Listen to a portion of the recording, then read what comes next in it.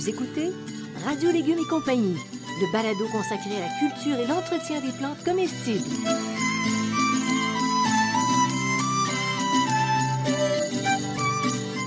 Laitue, Basilic, plantation, poivron, bleuets, pollinisation, haricots, arrosage, fraises, insectes ravageurs et maladies, concombres. fertilisation. Radio Légumes et compagnie, le balado qui vous dit tout pour cultiver et entretenir simplement les plantes comestibles de façon naturelle.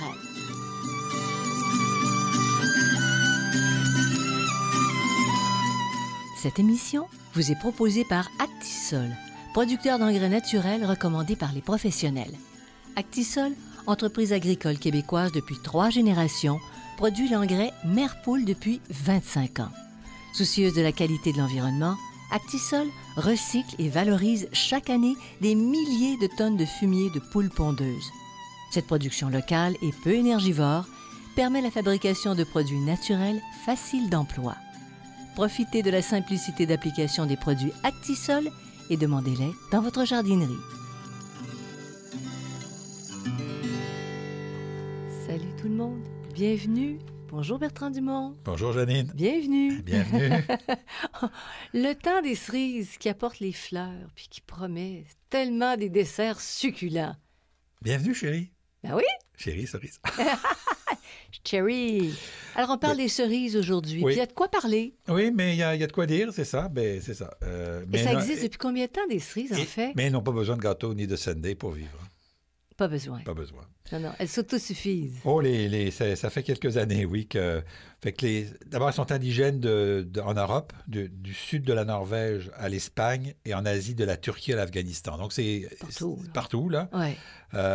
On pense que c'est probablement originaire d'Asie mineure. Elles ont été propagées depuis la préhistoire et on pense surtout qu'elles ont été propagées par les oiseaux. Alors c'est leur contribution à nos desserts, Les desserts. les petits oiseaux. Donc, les cerises aigres, on est sûr qu'il y en avait en Asie mineure. On pense que c'est un hybride naturel entre un merisier et un prunier nain. C'est la même famille. Donc, Ah, ils se seraient Mariés. Ils se seraient mariés. Donc, on en a retrouvé dans les sites archéologiques datant du Néolithique il y a 7000 ans.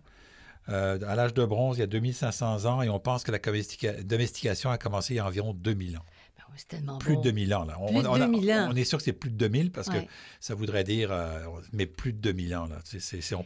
On pense que c'est même peut-être un petit peu avant.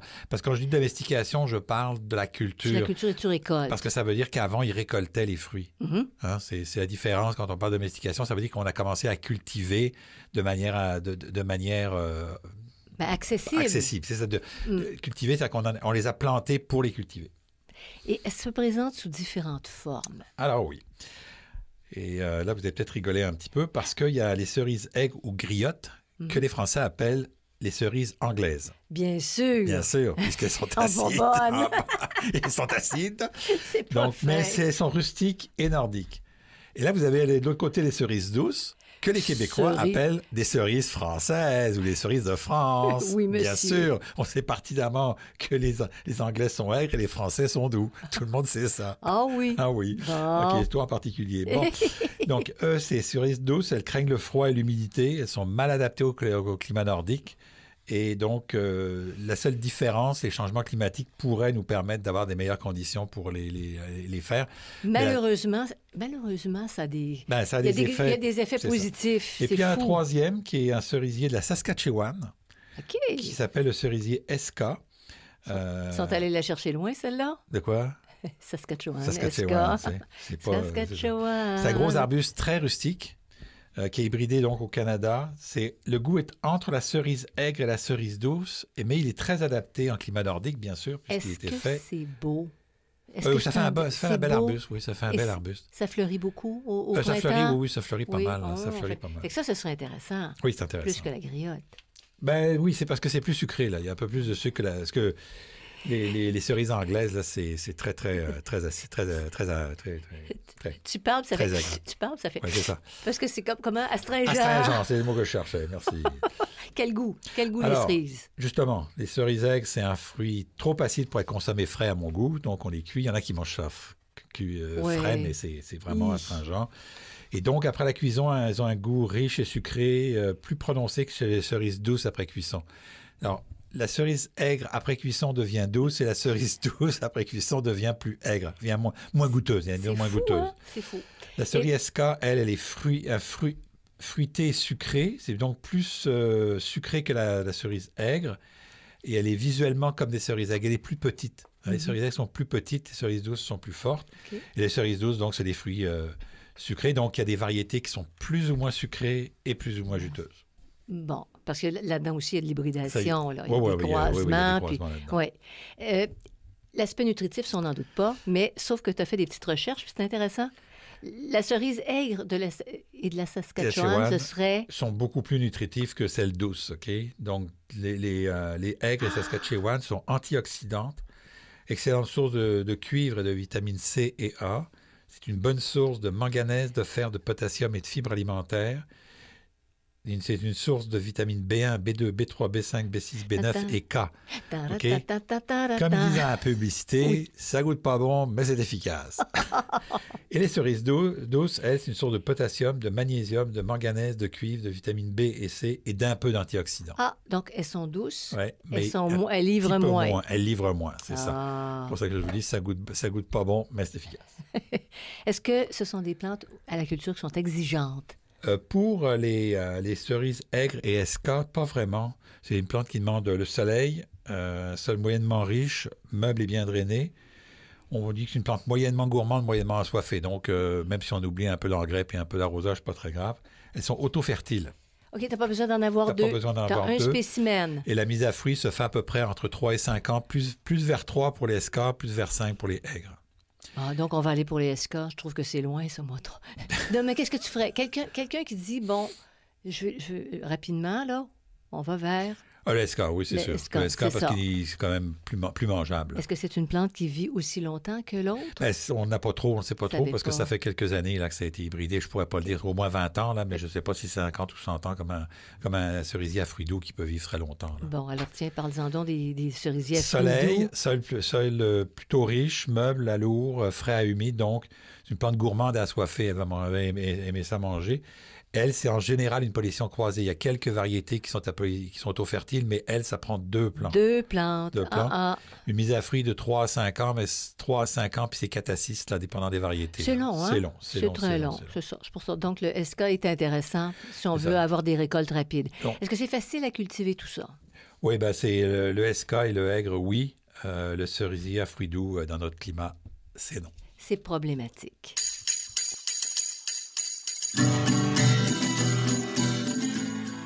Vous écoutez Radio Légumes et compagnie, le balado consacré à la culture et l'entretien des plantes comestibles.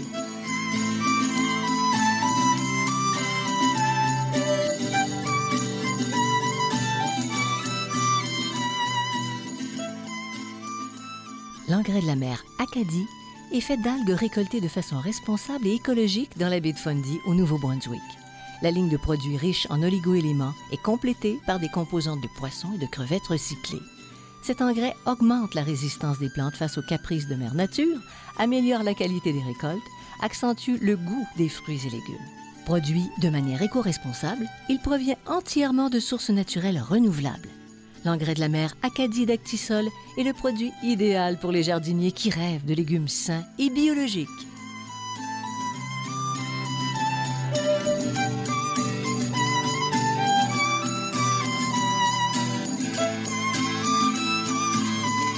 Vous écoutez Radio Légumes et compagnie, le balado consacré à la culture et l'entretien des plantes comestibles.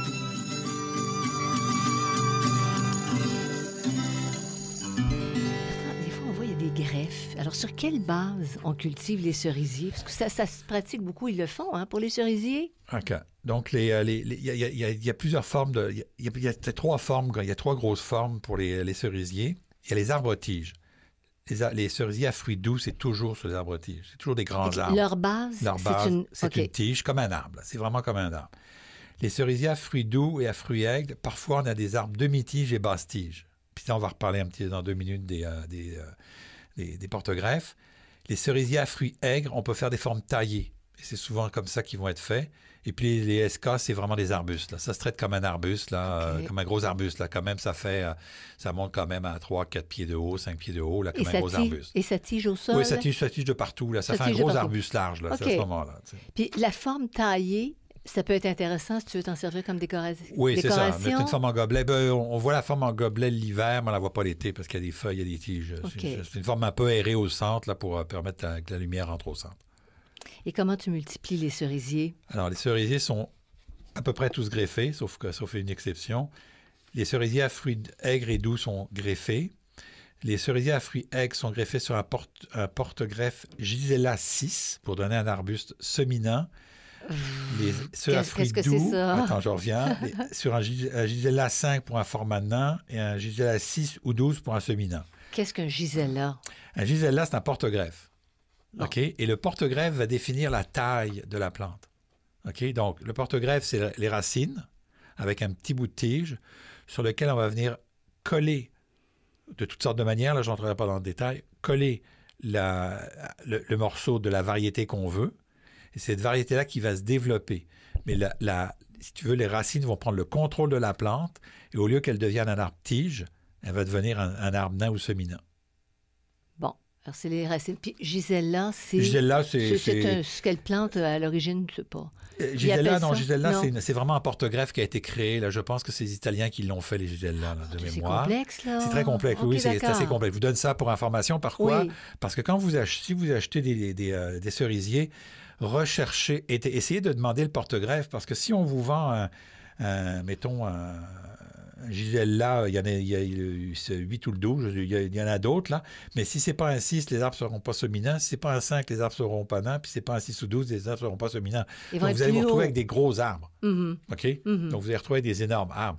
Donc, vous pensez que vous avez un arbre seminant, puis là, vous vous retrouvez avec un monstre, parce que c'est très, très gros, un cerisier. Pourquoi les cerises coûtent cher? Parce qu'il faut les ramasser en hauteur, puis ça prend des échelles et tout, là, tu sais. Mais c'est tellement beau, on a vu ça en France. Et donc, si vous ne voulez pas vous compliquer, vous prenez un cerisier de la Saskatchewan que vous pouvez bouturer sans problème. Ça aussi, la recherche a fait partie de ça, que ça se bouture facilement. Puis il reste petit? Il reste petit, Okay. et vous n'avez même pas besoin d'échelle pour les récupérer. Là. Bon. Ça se fait sans échelle. Là, pour une personne comme moi, c'est sans échelle. Pour toi, ça te prend un petit escabeau parce que Quand même pour aller chercher dans le fond, là, mais sans ça, c'est à peu près ça. OK. Porte-greffe, donc c'est toute une science, cette Oui, histoire-là. chez les fruitiers, les porte-greffes, c'est important. On en a déjà parlé avec les pommiers, on a déjà parlé avec les poiriers aussi. Est-ce qu'on a cette compétence-là au Québec? Est-ce qu'il Oui, y en a qui le font? Oui, il y en ça a se qui fait? le font. Oui, il y en a qui le font. Oui, il y en a qui le font. On a des producteurs d'arbres fruitiers qui ne font que des arbres fruitiers. Okay. Puis est-ce que ça diminue la vie de ton arbre? Oh, je ne rentrerai pas là-dedans. Je vais vous faire un balado sur la greffe parce que ça, c'est un débat qui a duré 150 ans. Ah oui? OK? Bon. Et donc, il y a des grands partisans du oui puis des grands partisans du non. On n'a pas 150 ans. On va avancer sur les cerises. Sans ça, chérie, on n'y sera pas rendu. Alors, faut-il prendre des précautions particulières pour leur plantation? Non, ça se plante comme un arbuste, comme n'importe quel arbuste. Il faut bien suivre les arrosages, aucun problème. Ça ne prend pas 150 ans pour expliquer non. ça. OK. Est-ce qu'on peut cultiver des cerisiers en association avec d'autres légumes? Mais comment tu fais ça? Pourquoi? Vous les mettez au pied. Au lieu de mettre du gazon au pied, tu cultives en dessous. Il y a des plantes qui vont pousser ou à la périphérie ou pas loin. Donc, ail, ciboulette, échalotes, poireaux, parce qu'ils vont repousser un peu les insectes, du réfort qui réduit la présence des maladies, puis la rue qui éloigne les pucerons. Alors, tu sais, un réfort, là, ça fait une grosse plante. Là, tu peux mettre un réfort à quelques pieds. Tu ne le mets pas au tronc, là, mais à quelques pieds, tu fais un gros massif. Si tu veux, tu peux avoir un massif, puis tu mets du réfort pas loin, ou tu mets 2-3 réforts, tu peux faire ça comme ça. Bon, au lieu de laisser pousser la mauvaise herbe. C'est ça. Hein, parce que de toute façon, désherber. Quand on a un arbre, on ne devrait jamais mettre du gazon juste au bord de l'arbre. On devrait toujours laisser un rond au minimum de paillis, mais dans ce rond-là, on peut planter quelques plantes aussi. Okay. Mais pourquoi les gens dégagent ça, dans le fond? Parce que c'est l'avantage. Parce que tu vois, à certains endroits, le gazon arrive vraiment au pied. Ça, c'est une très mauvaise affaire. Parce que ça retient pas? Qu'est-ce que c'est? Ça n'a rien à voir. C'est parce que quand tu passes avec ta tondeuse, tu risques de briser ton écorce. Ah! Et quand tu passes avec le weed eater, tu es sûr de briser ton écorce. Quelle bonne réponse! OK? C'est pour ça que dans les villes, maintenant, ils mettent du truc autour. Parce qu'avant, il n'y avait pas ça dans les villes. Ils mettaient ça, puis ils passaient avec le coupe-gazon, là, le coupe-bordure, puis ça arrachait. Puis au bout de 2-3 ans, il n'y avait plus d'écorce, puis l'arbre crevait. Ah, donc c'est très important. Donc, ajouter du paillis, c'est une dépense, mais c'est une économie parce qu'on sauve des arbres. Voilà. Est-ce qu'on peut cultiver les cerisiers En pot? Possiblement pour les cerisiers SK. J'ai jamais essayé, donc il faudrait essayer. Mais pour les autres, là, les fruits, les aigres et les doux, les aigres, si on avait des variétés naines, ça pourrait peut-être se faire. Mais pour les variétés à fruits doux, c'est absolument impossible. On oublie ça. C'est trop gros. Oui. OK. Et l'entretien? Pour tous les cerisiers, c'est un apport d'engrais annuel ou de compost au printemps. OK? Environ tous les 2 ans, plutôt 1 an pour les cerisiers à fruits doux, 2 ans pour les autres. Ils n'ont pas besoin de beaucoup de nourriture. Ce n'est pas des plantes, on les laisse un peu se débrouiller tout seul. Malgré leurs fruits, qui peuvent être nombreux. C'est ça. Tu n'as pas besoin. Pas besoin, non. Okay. Parce que plus tu vas plus tu vas leur donner la nourriture proche de ses racines, plus il va rester là. Alors que si tu le laisses aller, il va descendre chercher sa nourriture plus profond, il va s'ancrer et en cas de manque d'eau, tu vas moins arroser. Donc, on arrose uniquement en cas de sécheresse prolongée. Donc, on peut mettre du paillis aussi pour éviter l'utilisation d'herbicides. Et ces plantes sont extrêmement sensibles à l'herbicide. Donc, on ne retient pas d'herbicide pour les cerisiers. Et si vous voulez vraiment passer de l'herbicide, il faut vraiment aller... Il ne faut pas mettre sur toute la partie en dessous, il ne faut vraiment pas mettre d'herbicide. Est-ce que ça peut compromettre ta production? Ça peut faire crever la plante. Ah ben, tout simplement. Un détail. Compromettre la production, non, mais crever la plante, oui. Ça prend 3 à 5 ans avant de produire, puis tu t'en vas mettre de l'herbicide. Au bout de 6 ans, tu sais. Non! Puis la taille, c'est une taille légère, c'est tôt au printemps, avant l'apparition des feuilles, c'est soit une taille de nettoyage, ça se taille assez peu. Les cerisiers, c'est pas... contrairement aux pommiers ou aux poiriers, c'est une taille qu'on fait relativement légère. Mais c'est un bel arbre. Ça donne des beaux arbres, en tout cas pour les cerisiers doux, là. Mais maintenant, c'est incontournable, puis je te la pose toujours. Les ennemis. Peux-tu avoir des ennemis pour des cerisiers? Mais oui. Eh oui, Dieu sait s'il y en a. Donc, pour les cerisiers à fruits doux, ils ne sont pas tous pareils. Là, pour les cerisiers à fruits doux, les insectes ravageurs, c'est le puceron puis la mouche de la cerise. La mouche de la cerise, c'est le plus gros problème. Je vais vous les donner, là. Ça, tu ne trouves pas ça dans d'autres fruits? Non, tu trouves d'autres mouches, mais cette mouche-là est spécifique à la cerise. Ah, puis évidemment... Dans les maladies, on a un peu de pourriture brune et malheureusement du nodule noir. Ça, ça se représente comment? C'est une espèce de grosses parties noires sur les tiges. Oui. Donc, le nodule noir. Le problème qu'on a aussi, c'est les rongeurs qui mangent l'écorce. Pourquoi? Parce que le bois est très sucré, lui aussi. Mm-hmm. Donc, il faut protéger contre les rongeurs en hiver. Les oiseaux. Attends un peu, mais tu protèges, tu mettrais du grillage. Oui, du grillage. Tu mettrais du grillage, un point, c'est tout, puis ils se cassent les dents, là. C'est ça, ils s'essayent même pas. Les oiseaux. Oui. Il faut mettre des filets. Donc, si vous avez un arbre haute tige de cerises douces, bonne chance. Hein, j'ai une suggestion. Oui. Tu descends en parachute. OK, c'est beau. Tu laisses ton parachute. OK, tu laisses le parachute par-dessus. C'est une manière de voir les choses. Et puis, il faut faire attention, notamment pour les soeurs à fruits doux, les gels printaniers tardifs. Ah. Et là, il faut recouvrir l'arbre durant toute la période de gel pour que les fleurs soient protégées. Okay. Fait que, comme cette année, on a eu un été un peu tardif, là, un gel un peu tardif, là, toutes les fleurs, ils sont passées. On l'a vu en Europe aussi, là, toutes les fleurs, ils sont passées. Oui. Fait que c'est un peu le problème. Il va pousser votre cerisier à fruits doux, mais les fruits vont brûler, les fleurs vont brûler, vous n'aurez pas de fruits. Là. Vous avez un bel arbre, mais vous n'aurez pas de fruits, ce qui est un peu plate. Puis tu disais que le réchauffement climatique pourrait changer quelque chose pour ici. Oui, pour l'instant, mais on n'est pas tout à fait rendu là pour Mais on le voit d'ailleurs que le changement climatique n'est peut-être pas si bon, dans le sens où en Europe, ils ont eu beaucoup de gel printaniers tardifs. Oui. Ils ont perdu des vignes, ils ont perdu des abricots, ils ont perdu des pêchers, ce qu'ils ne perdaient pas. Donc oui, c'est le réchauffement climatique, mais ça peut avoir des effets négatifs aussi. Est-ce que la nature pourrait finir par s'adapter? Ah, ça c'est une bonne question, je n'entrerai pas là-dedans. Cerisier à fruits aigres. Charançon de la prune, le puceron et la tordeuse du cerisier. Les maladies, c'est pourriture brune, tache foliaire, nodule noir et chancre bactérien. Chancre bactérien, c'est vraiment un problème. Quand vous en avez, c'est presque... Oh, c'est la mort c'est presque la mort de la bête. Le nodule noir, il faut intervenir très rapidement. Dès que vous voyez du chancre bactérien, il faut le couper là, tout de suite. Des rongeurs qui mangent l'écorce jeune, OK. Les oiseaux aussi qui aiment les fruits. Et puis, gel tardif, mais ça, on le sait, si on le voit arriver, là, on peut juste mettre une couverture au moment des périodes de gel, là, si on annonce du gel. Pour les fruits doux, c'est quasiment sûr qu'on va à risque. Les risques de gel sont très élevés parce que c'est très sensible. Pour les fruits aigres, c'est un peu moins pire. OK. Une petite protection, puis c'est correct. Puis les SK, eux autres, les Saskatchewan, donc charançon de la prune et puceron, pourriture brune, champ bactérien et tache foliaire, pas de nodule noir, donc c'est un avantage. Oui. Par exemple, cerf de Virginie en hiver adore cette plante. Bravo. Okay. Alors là, qu'est-ce que c'est? Tu fais une barricade? Et les oiseaux au moment de la fructification. Donc, c'est ça.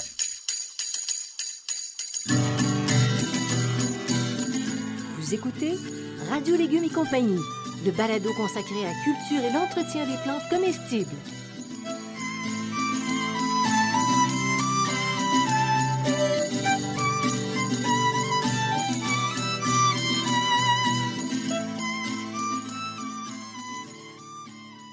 Vous êtes à la recherche de réponses sur la manière de cultiver votre potager, vos légumes et vos fines herbes? Je vous propose le Jardin potager, questions de jardinier, réponses d'un horticulteur. Dans ce livre, je réponds à plus de 1400 questions. Elles abordent aussi bien l'aménagement du potager, l'entretien du sol et des plantes que la récolte. Je réponds aussi aux questions concernant 30 légumes et plus de 20 fines herbes. Le Jardin potager, questions de jardinier, réponses d'un horticulteur, un produit 100% québécois, est en vente dans les librairies du Québec.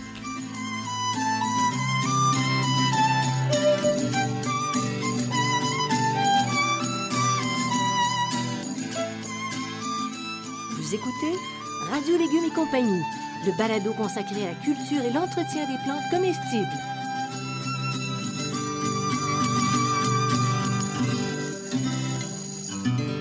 Bertrand, après 3-5 ans, on arrive à notre récolte de cerises. Quand est-ce qu'on récolte? Alors, quand est-ce qu'on récolte les cerises? Donc, les cerises douces, quand le fruit est souple, bien coloré et très sucré. Donc, quand vous appuyez légèrement sur le fruit, là, il y a un autre petit truc que je vais vous donner à la cueillette. Là. Il est un peu mou. Là. S'il est dur, c'est qu'il n'est pas mûr encore. C'est pas mûr, c'est ça. Cueillir en tirant sur la queue des cerises et en tournant légèrement. Si vous tournez, puis si vous tirez, puis vous tournez, puis ça ne vient pas, c'est que le fruit n'est pas mûr. Laisse-le là. C'est ça. Ça se conserve une semaine au réfrigérateur si elles sont non lavées et placées dans un sac de plastique. Donc, ça garde une fois bien mûr, là. Et c'est là que c'est bon, là, les cerises, ça ne se garde pas longtemps. Non. Ça ne se garde pas longtemps. Non. Fait que dites-vous, quand elles arrivent de l'Ontario, là, elles ont quand même 2 jours, mangez-les parce que c'est le temps. C'est la fruit aigle. Le fruit est souple et bien acide, c'est clair. Là, on cueille avec la queue pour prolonger la conservation. Alors, on récupère la queue. Vous allez comprendre pourquoi je vous dis ça dans 15 secondes. Vous secouez doucement la branche et vous allez voir les fruits qui vont tomber. Donc, c'est le temps de les ramasser ou vous tournez légèrement la queue des cerises. Mais pour le cerisier SK, les fruits sont mûrs quand ils tombent d'eux-mêmes. Donc, OK, c'est une grosse différence. Et on secoue les branches. Les immatures vont rester sur le plan. Donc, pour les récolter, au lieu de tirer la queue, vous secouez la branche, vous mettez une toile, vous secouez la branche, et là, vous récupérez tous les fruits qui sont faits. Vive les produits du Canada! Et ceci n'est pas n'est pas commandité, OK? Non, pas politique. Comment tu appelles ça? Géographique. C'est géographique, OK. Oui. Ceci n'est pas commandité. Donc, c'est non lavé une semaine au réfrigérateur. Ça, c'est bon. Ça, c'est bon. Ben, c'est parfait. Et maintenant, de quelle manière les manger? Ah ben là... Les cerises douces, c'est nature, en compote, en coulis, en confiture. Mais là, on l'a déjà dit, la cuisson réduit le goût des cerises douces. Les cerises aigres, tarte, clafoutis. C'est parfait pour le clafoutis, la gelée, la confiture, les sauces, le jus, séché ou mis en conserve. Mais on peut aussi en faire des liqueurs et c'est en général celle-là qu'on trempe dans l'alcool. C'est sans les aigres qu'on trempe dans l'alcool. C'est bon. C'est rare qu'on prenne des cerises douces pour tremper dans l'alcool. Ouais, parce que ça a bon goût. Ça a bon goût de soi. Mais dans le fond, en Ontario, est-ce que c'est plus facile pour eux d'arriver à des produits avec les... Si on revient aux cerises quand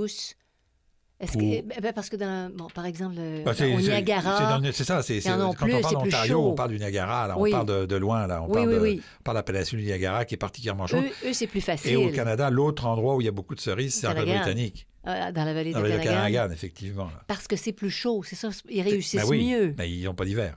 C'est ça. Ça fait une différence dans la vie, ça. Donc, les cerises SK, les cerises Saskatchewan, on peut les manger nature. Pour les cuits, elles vont conserver toute leur saveur.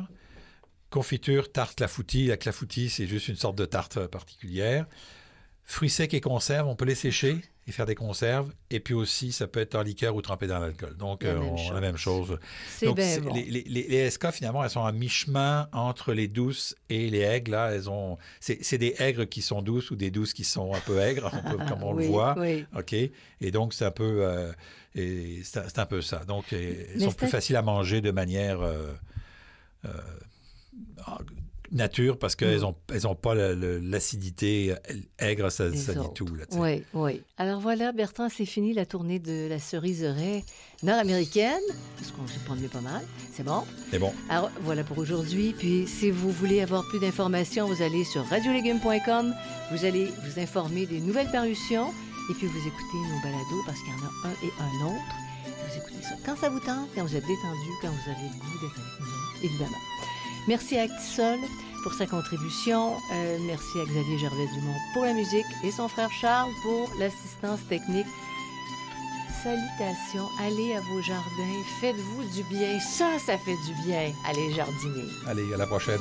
Bye.